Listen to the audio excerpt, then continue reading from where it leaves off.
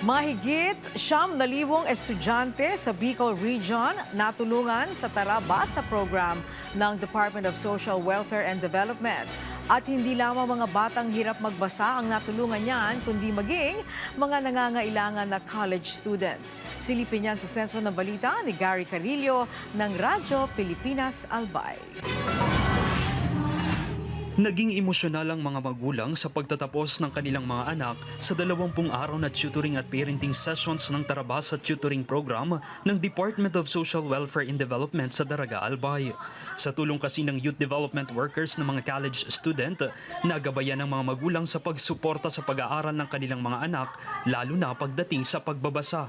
Ito ay tumutugon din sa panawagan ng Kagawaran ng Edukasyon at ng ating Pangulo dahil po meron po tayong aral program at ito po ay support program po doon sa aral program na kung saan tumutugon po ito sa mga learning gaps po, lalo na po sa pagbabasa ng mga mag-aaral.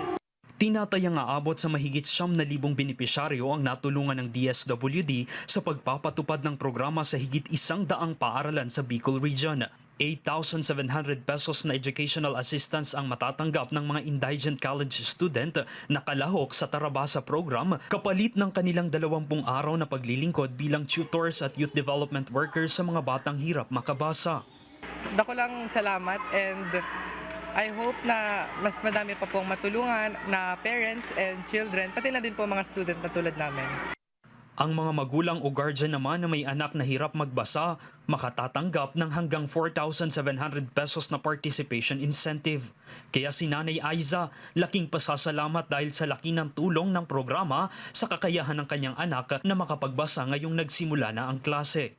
Nakita ko po ang pagbabago nagawa ng Tarabasa program sa aking anak, lalong-lalo na sa pagbabasa at pagtubog sa kanyang kumpiyansa sa sarili.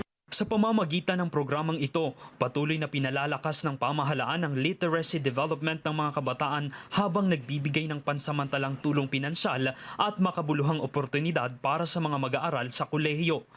Mula rito sa Albay, para sa Integrated State Media, Gary Carillo ng Radyo Pilipinas, Radyo Publiko.